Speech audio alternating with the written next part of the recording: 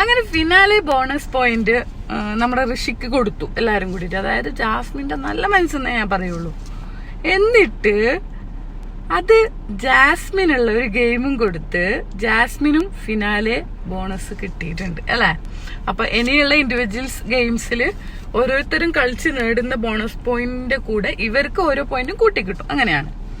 അപ്പൊ ഇതൊക്കെ കാണുമ്പോൾ ആൾക്കാർക്ക് ചെറുതായിട്ടൊരു കണ്ണടിയൊക്കെ ഉണ്ടാവും. എന്താ വെച്ചാൽ ഋഷിക്ക് മാത്രമാണ് കിട്ടിയിട്ടുണ്ടായിരുന്നുള്ളത്. ഇതിപ്പോ ജാസ്മിനും കൂടി കിട്ടിയപ്പോഴത്തേക്ക് സഹിക്കാൻ പറ്റുന്നുണ്ടാവൂല അല്ലെ. അതേഴ്സ് ഫാൻസിന് സഹിച്ചേ പറ്റുള്ളൂ. അവള് നല്ല ഗെയിം കളിച്ചിട്ടാണ് അത് കിട്ടിയിട്ടുള്ളത്. അവള് 2 കൈ വെച്ച് കളിച്ചു എന്നൊക്കെ അതിൽ കണ്ടെങ്കിലും എല്ലാരും അതിൽ 2 കൈ വെച്ച് കളിക്കാൻ നോക്കിയിട്ടുണ്ട്. അതില് പിന്നെ മോഹൻലാൽ സാറ് പിന്നെ താക്കീത് കൊടുത്തിട്ടുമുണ്ട്. അപ്പൊ അതേപോലെ അവൾ അത് വീണ ശേഷം 1 കൈ വെച്ച് കളിച്ചിട്ടാണ് അവള് എവിടേക്ക് എത്തിയിട്ടുള്ളത്, ഫിനാലയുടെ ബോണസ് പോയിന്റിലേക്ക് എത്തിയിട്ടുള്ളത്. എന്തൊരു ഉത്സാഹമായിരുന്നു, എന്തൊരു എനർജി ആയിരുന്നു ആ കളിക്ക്.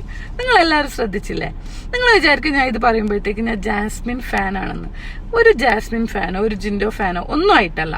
അവിടെ നന്നായിട്ട് കളിക്കുന്ന ആരോ അവർ പറയുന്നു, ഞാൻ അത്രേ ഉള്ളൂ. ജിൻഡോ നന്നായി കളിക്കുന്നുണ്ട്. പക്ഷെ ജിൻഡോ കുറെ ഇത് നോക്കിയിട്ടുണ്ടെങ്കിൽ ജിൻഡോക്ക് കുറെ ക്ലാരിറ്റി വരാനുണ്ട്. പക്ഷെ ജാസ്മിൻ പക്ക പെർഫെക്റ്റ് ആണ് കേസ്. അപ്പോൾ അടുത്ത വീഡിയോയിലേക്ക് കാണാം.